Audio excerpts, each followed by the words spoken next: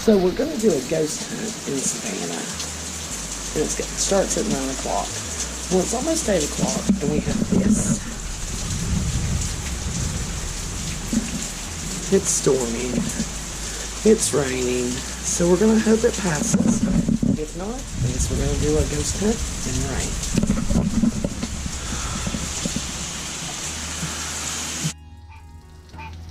Where are you? You evil spawn of Satan.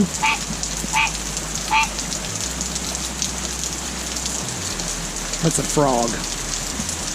Where are you at?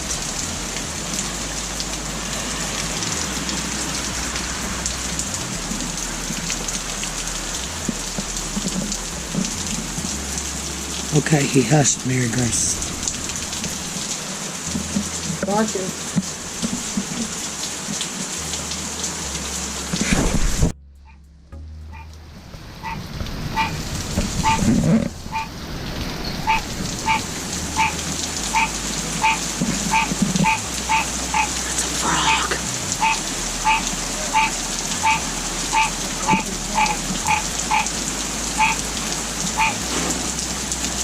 Don't know where he's at. She's on a frog hunt.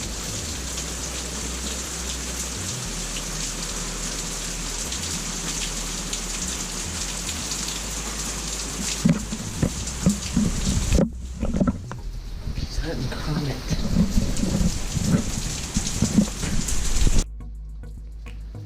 Let me go in. You see, you found him. He's not. He is. Oh my gosh, go get here. I watched that thing fall on my head. I can't believe that. Found him. Yeah. He's bigger than the one you had. That's the froggy. He's back here. Oh, it's a little tree frog. Yeah, that ain't a tree. Yeah, no, Let me out of here. Get me out of here. Yeah, he's a tree frog. That's what we caught last night. Leave him alone. Where's he at? He's on the frog. The barking frog. He climbed out of the bush. He's up there now.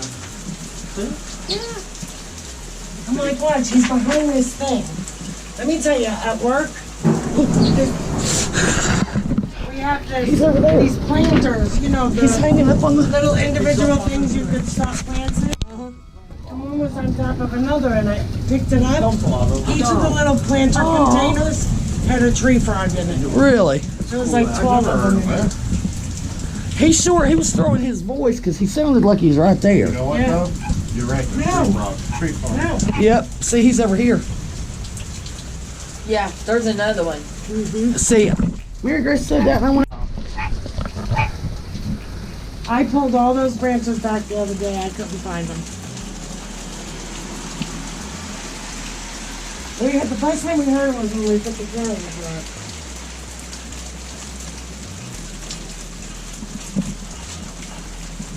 He's over there. Oh, look, you got a light on now.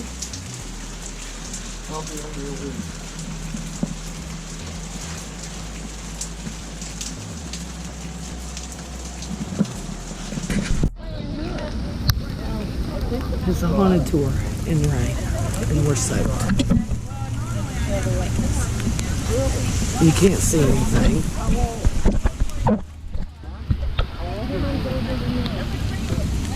I've got a waterproof coat at the house. I'm waterproof. It's hard. It's a lot of walking, and I'm tired. So, I'm sitting.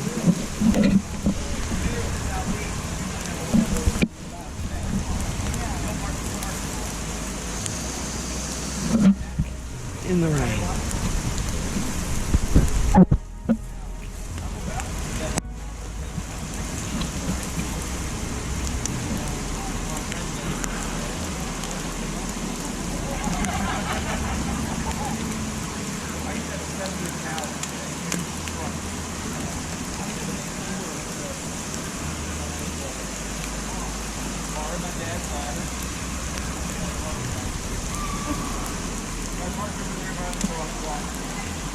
As far as I can reach that branch right there, I can fire all the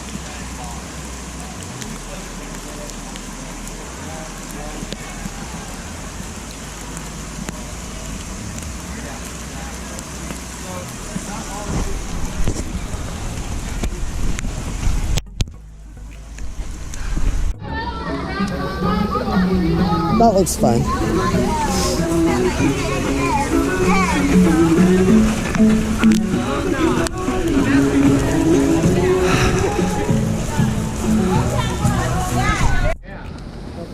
Now, that was originally built by James Haberson as a single-family dwelling for he and his family. You can probably tell it's no longer a single-family dwelling. It's a tavern, a restaurant, an inn, downstairs a spa. The place is huge. Now, we built it down the street from one of our squares. I don't know if y'all have noticed it yet, but all of downtown Savannah, the historic district, is a grid. Everything's 90 degrees. Squares are at regular intervals. Savannah is the first planned city in the United States. The oldest city? No. The oldest city would be Atlanta. Atlanta. St. Augustine, Florida. Oh. Yeah. Everybody always forgets about that Spanish stuff we What's Spanish? Yeah, there you go. So, yeah. But we're the oldest planned city. By that I mean before Oglethorpe left London, he had a big piece of paper with this lovely grid pattern we're walking around on and all the squares. All he had to do was choose where he was going to build the Capitol, disembark all of his colonists, take out a big piece of paper and do it like a big IKEA project and build this. So, in any case, we used to have 24 squares. We're down to 22. Back in 1969, what my father still calls the new Civic Center was built.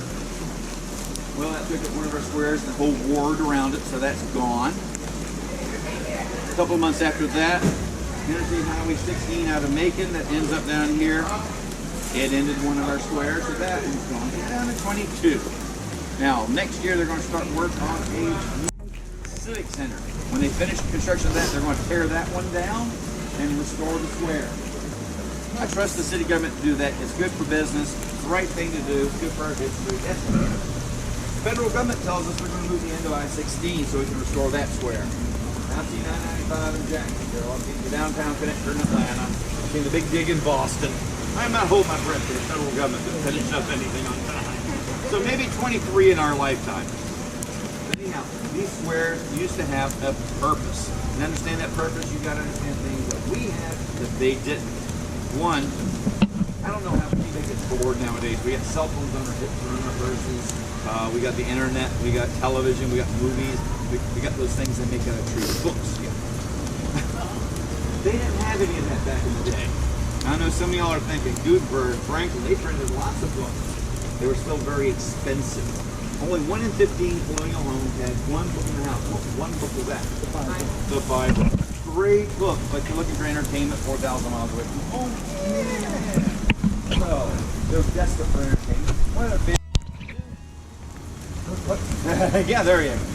Take off your favorite. Put on your favorite clothes. Hopefully something with corded fabrics from Europe or Asia, cut with maybe French or Italian patterns.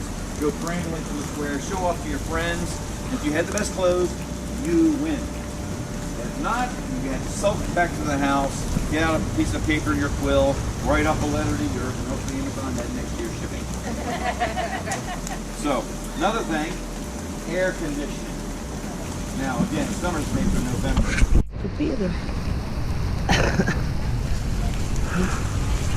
Garlic. Hey, Santos played. Before we go to our next bar, we'll look at the square, that little square. Look up at the trees and tell me how this square is different. Covered in the most beautiful, sumptuous homes in Savannah. If you were successful, if you had money, that was your neighborhood. The most successful of all those people was Hampton Lillibridge. He was so well off, he had not one but two homes on that block. One he rented out, one he lived in. The Hampton Lillibridge house sat between that planter right there and the glass booth.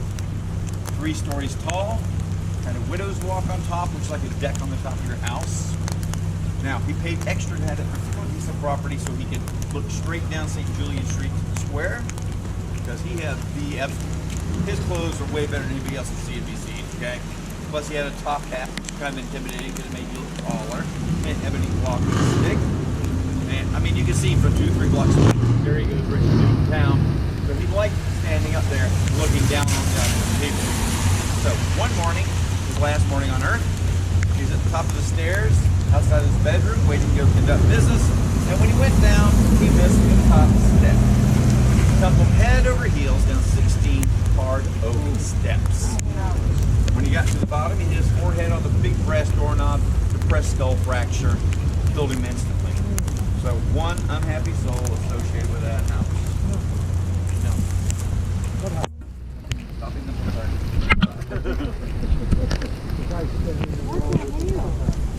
there you go, that's it.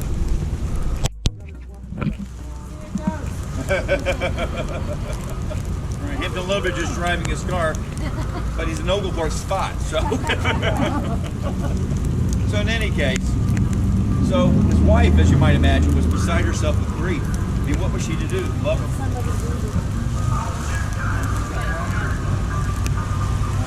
So. Hey look, that truck's squatting Press with me. pause for a second.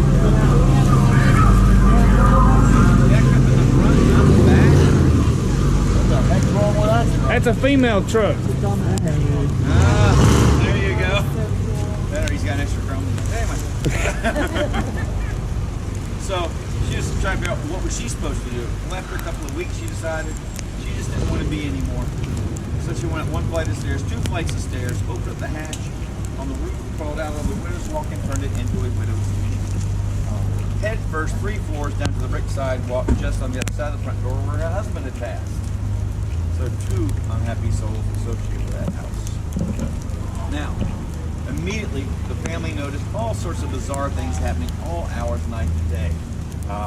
Portraits and paintings would fall off the walls, break the frames on the floor. China would break in the china cabinet, not fall and break, they just break sitting there in the china cabinet. And the base of the stairs where the old man had died, moans, groans, strange and unintelligible words. So the family said, we don't want to live here, too much activity, but we want to maintain the ownership, so we'll just rent it out. We're already renting out 1 property on the block, why not 2? Good luck keeping anybody in there 2 months in a row. The activity would drive them out. They break their lease, just get the heck out of Dodge. So over the next several decades, they were lucky to have the place occupied 30-40% of the time. Made enough money to pay their taxes, maintain the ownership, but they weren't making enough money to put back into the house, paint the walls, replace broken window panes, reshingle the roof. So by the early 1950s, what used to be the most beautiful home in Savannah, it was now a derelict husk of its former self. It was abandoned, not even possums and trash cans would live on. It was hideous. And just like today, you got that one house in your neighborhood, nobody looks after it, it spreads like a bad disease. Got to the point where nobody wanted to be on the same side of the street in that neighborhood, even in the day. It got too bad. In 1955 was when the historic Savannah Foundation was established, and we started saving everything bigger in a breadbasket, being historically important, and we built this whole industry out of it. Well, that was about 2.5 years too early. Savannah wanted a shiny new parking garage, so they decided, well, we'll find out. We'll do a little title search, find out who owns what, offer them fair market value, rip them off properly, and tear their houses down.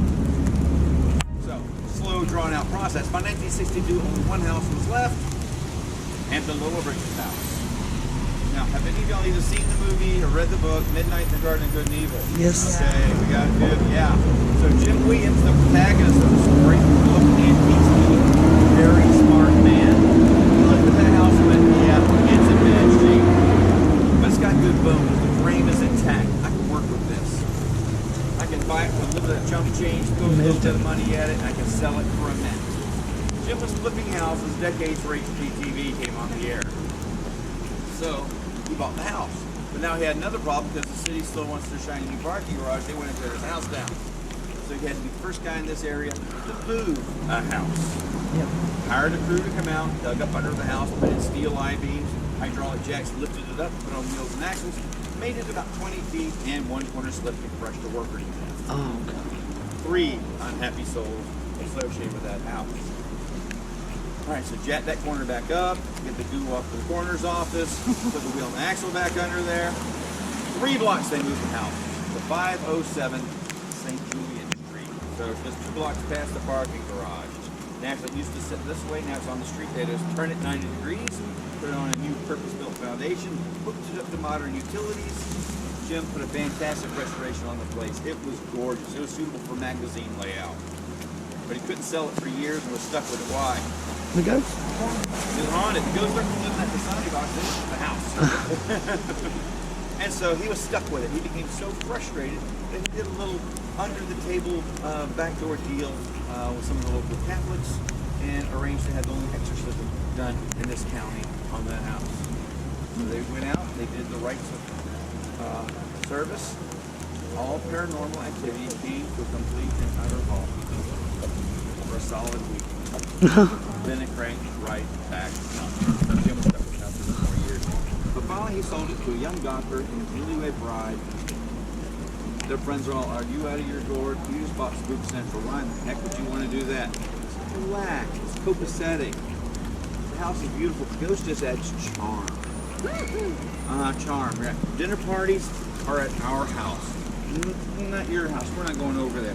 So they were kind of lonely for about 18 months until finally they had a little baby boy.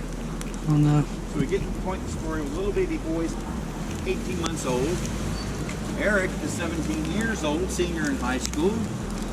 It's a Saturday night. A friend of mine is babysitting for the good doctor's child. Apparently she needs help babysitting because she's told me to come over. That's my story and I'm sticking with it.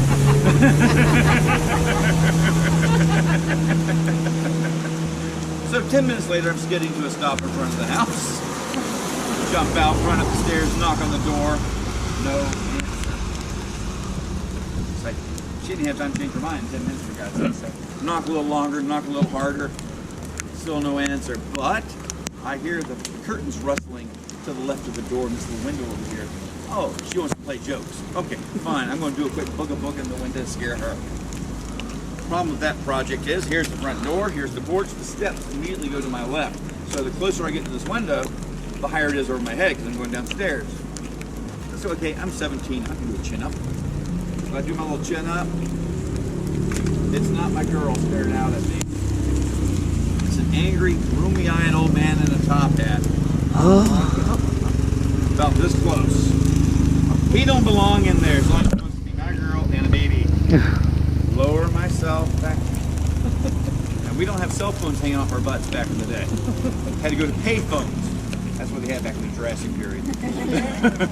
Now, I don't know if y'all have noticed this yet, but all streets in Savannah are one way the wrong way when you get in a hurry. Doubly so when you're frightened. And I was frightened. Used to be a pay phone down there, but I had to go almost to Bay Street, come back around and go down to get to it. So I put in my quarter, dial up the doctor's number. My girl answered. I said, why didn't you let me in? She said, I didn't hear you knocking. I'll go to the front door now. I said, no, don't go to the front door now. Yeah, she said, why not? I had not thought this far ahead. So I lied, a little white lie, said, somebody got my parking place, which is probably the truth at one point. I'll park in the back. You meet me in the back door. So I parked in the back. She lets me in. I sort of grab her and usher her into the nursery, which is as far as you can get from that particular window on the first floor. And I told her everything that had happened. So now she's curled up on the floor crying. I'm a nervous wreck. I never saw nothing like that in the window. That was 8:15 or so. We didn't leave the nursery to get a drink of water. We didn't go to the bathroom. We stayed right there with that baby until 1 in the morning when the doctor's wife came home. I've got to tell this fellow what's happened in this house. That's just right there. So he comes in and I introduce myself and I tell him the whole story.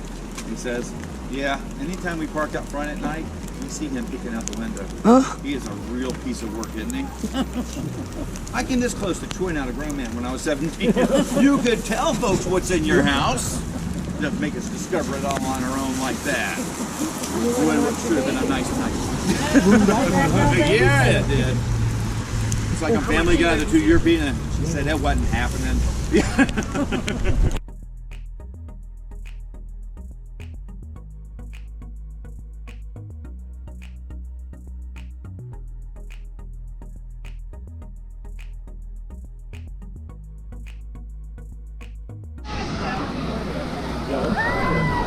Good grief. Right? Several socialites had ridden their horses out to the outskirts of Boundary Creek. See Leopold's. And they chewed their ears, as we say. When all was said and done, we were not burned down like the rest of Georgia. We were a Christmas present to Abraham Lincoln. There's still a telegram in the Smithsonian. I present to you, sir, the kind kind of embarrassing, but at least we didn't get burned down. Yeah. So they used the Marshall House as a hospital. The basement was an operating room. Now keep in mind, the American Civil War was the first true modern war. It was the first war where they used rifles, rifled cannon, higher levels of explosives. They still hadn't figured that little nicety called anesthesia. So somebody's arms or leg could be fixed properly, quickly. Yeah, amputate it quickly as possible, then take the limb, toss it to the side of the room. When you got a full Behind you, pair Mary of Grace. legs, you orderly would come around, sprinkle lime dust on them to keep odors down, and you start a fresh layer. It's a lot like lasagna, but instead of meat, cheese, pasta, arms, legs, lime dust. Nothing about keep these here for the next 130 years, but guess what? Yeah, there they were. So imagine that first poor soul the for the Savannah renovation. College of Art and I found a Design. coffee cup. I got a bed spring. I found a thigh. Lock me out. Mail me my last check. Not done. No. No, it's not a big mountain. No way to identify the limbs. The records had not been kept. Originally, it was a brick and mortar church. They actually stolen a lot of the bricks. That place was covered in gunite. But there you have it. But this is the old city hospital. This is where they would have brought you in the old days. Look at that dog. St. Bernard. Because they had no clue what caused fever. They thought it was like plague back in Europe. They thought it was highly contagious. Because they didn't have a thing about I'm looking for the cathedral because we know the cemetery's right next to it. Turns out it is nothing like the plague. It is something more like or indicating bone break fever.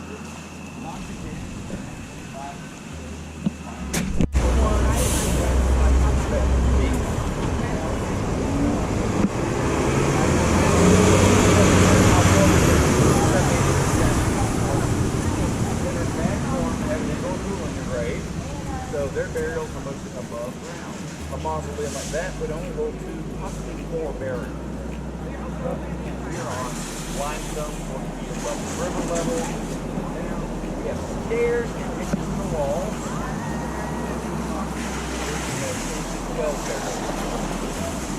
Graves are often This is a cemetery, supposedly haunted. all by your little lonesome, you will occupy that real estate until the trumpet sounds. Not back in the day. Back then they would put you into a pine wood box called a coffin. That would be put into the ground 6 feet deep. It would be covered up with soil. The Savannah heat and humidity would be lucky if you in your little box lasted a full 10 to 12 months. 4 or 5, the record is 6 family members in the same grave. We just sort of layer it like tarp tape. I will have you up for all food.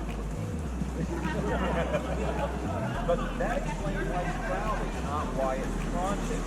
The haunting was possibly an effect of the Civil War. Now, let's see, I'm guessing we got a couple of people in the service or currently service. One. Anybody else? Not 2. Thank y'all for y'all's service. Answer this question. Officers and listening folks treated identically or way the hell different? Yeah, okay. It's been like this since Spartans and the Greeks. If I will never change. So, when the Union forces on the side of Savannah, officers got to sleep in empty delivery towels, put in the fine hotel. Got to sleep here. Now, let's put a finer point on that.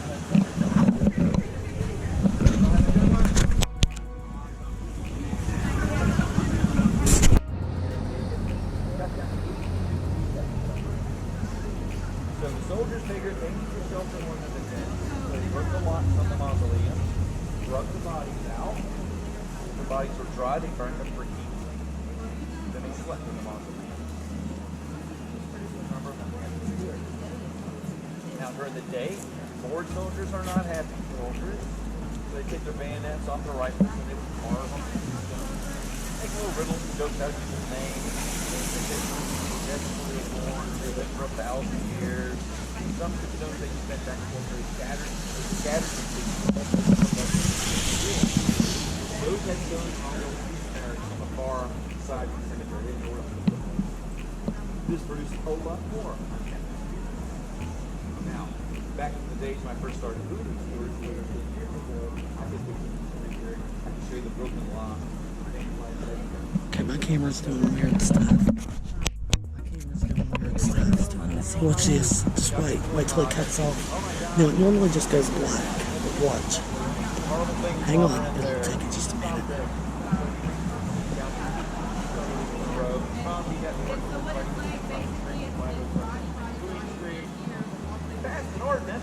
Just wait. It'll cut off in just a second. Watch it.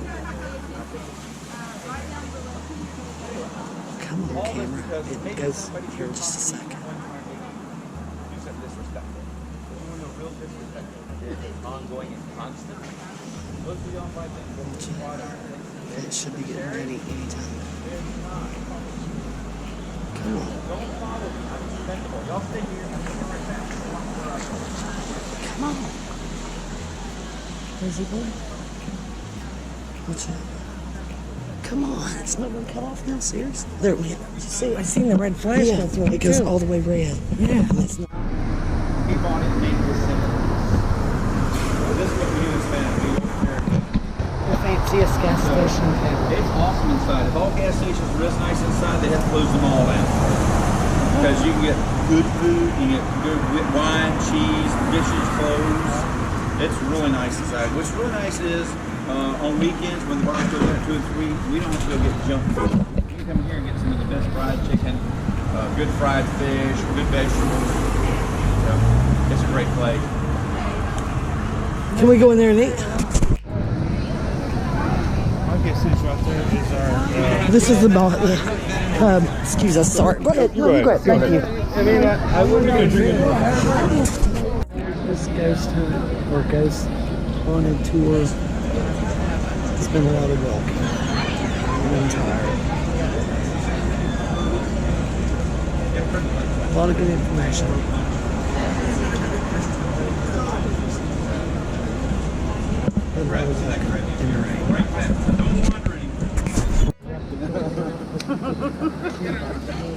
We have finally found him.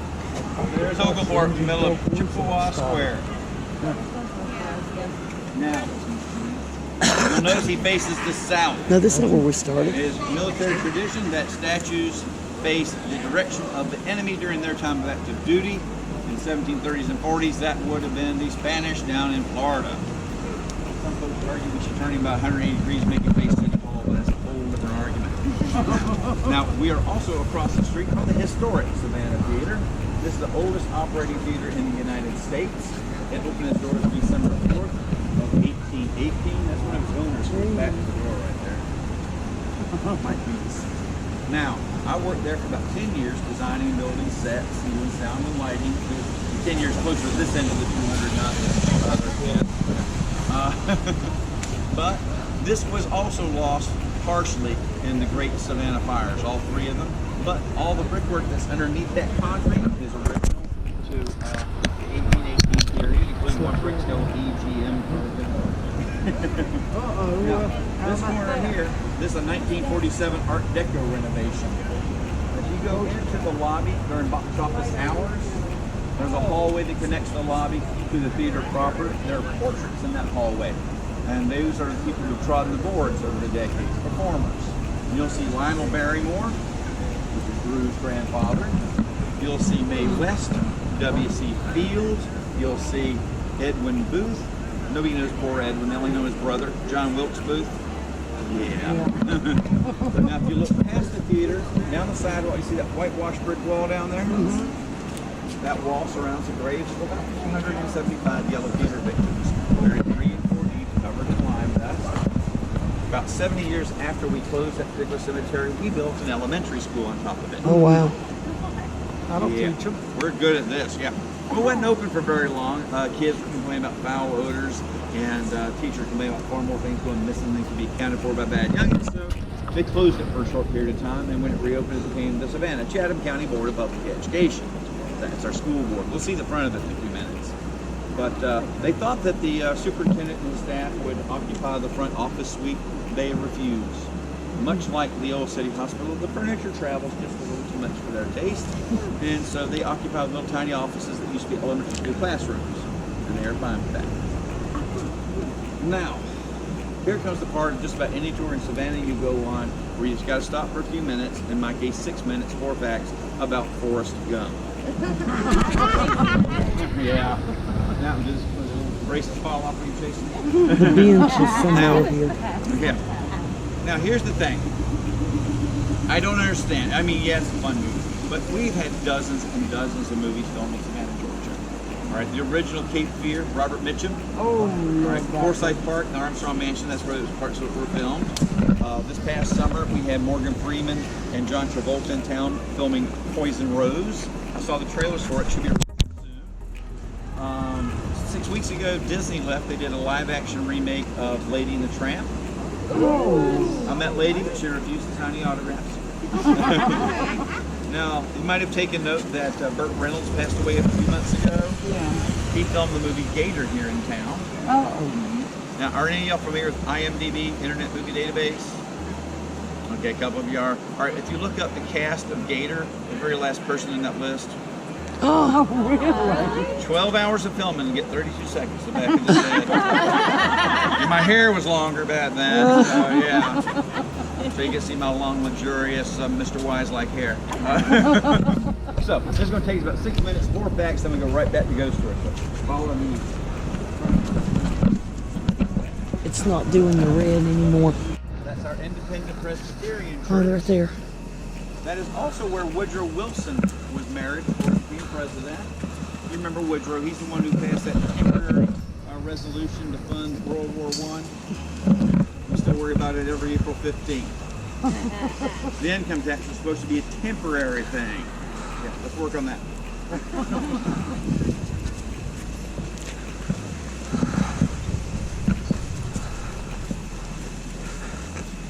Feather came down, Forrest Gump. Oh! Oh! Yeah, I know. It's Oglethorpe. One of the worst things about going to be is driving back. I don't care.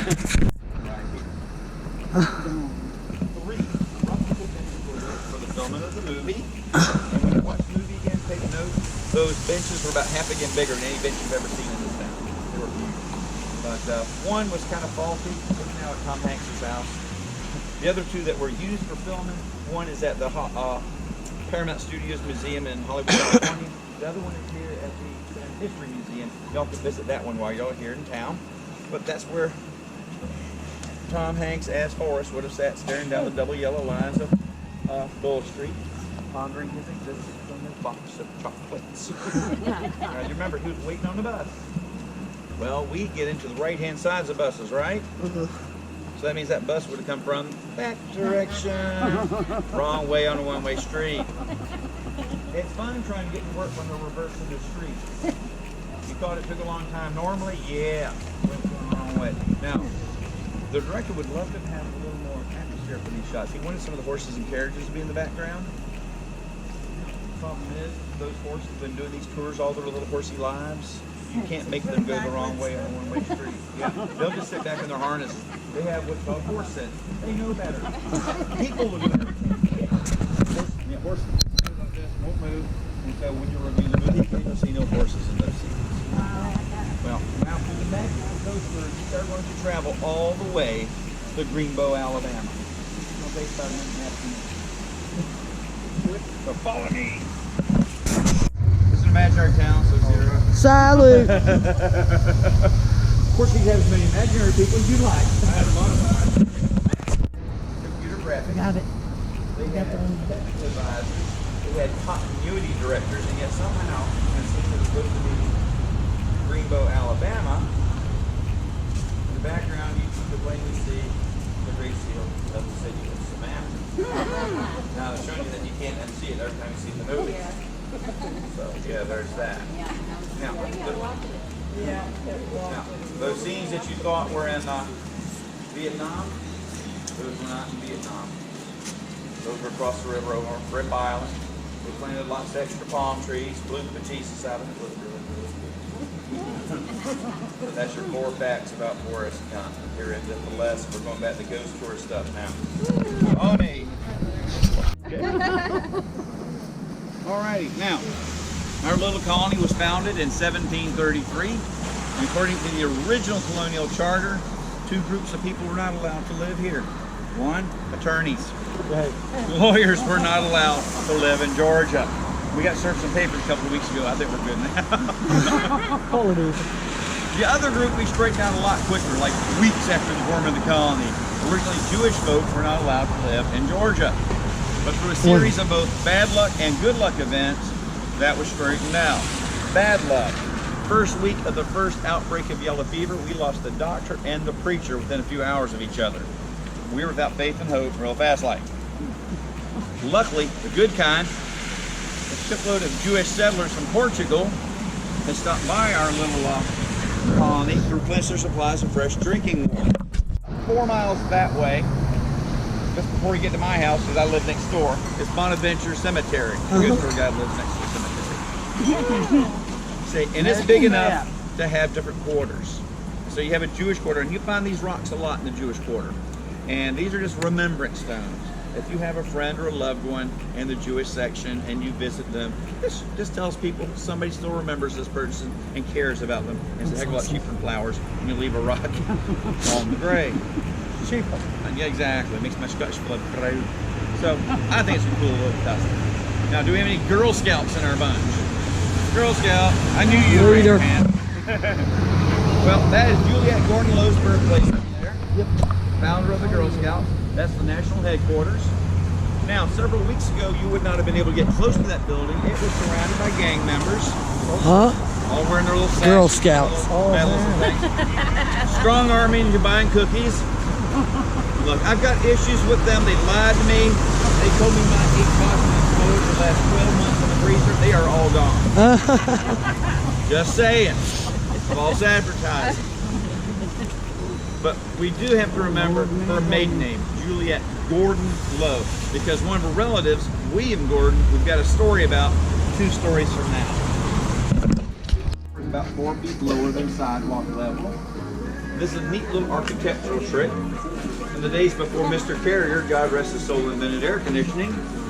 Remember, 100 degrees, 100% humidity even at night. Your dog knows this trick. When your dog gets hot, what does he do? Lay down. Digs a little hole, lays down in there because it's cooler down in the soil. So this house, well, this room anyway, may have only been about 85 degrees. Not as cool as we like it nowadays, but a heck of a lot better than neighbors. So cool little architectural trick. Unfortunately, you can't do that any further north than this wrought iron gate, because from here to the corner, that block is the site of the first yellow fever burial ground. About 415 folk laid to rest, 3 4 deep, covered in lime dust. And we do not put the building on top. Now, in my long life and all my education, nobody has ever given me a satisfactory explanation for why the original Spaniards thought it was just hunky-dory to put buildings on top of their dead. If you try to pull this off anywhere else in the world, there'd be rolling cars over, set them on fire. And I get it. But here, not so much. Now, I understand why they wanted to put the bodies in the ground quickly. They were afraid of contagion, unjustly so, but it was an honest mistake, so I get that. Then for decomposition, we didn't have formaldehyde yet. They had alcohol and salt. Those get out. So yeah, you had to put people in the ground very quickly. I get that. Now, I have read the original copy of the Georgia Colonial Charter. You better not.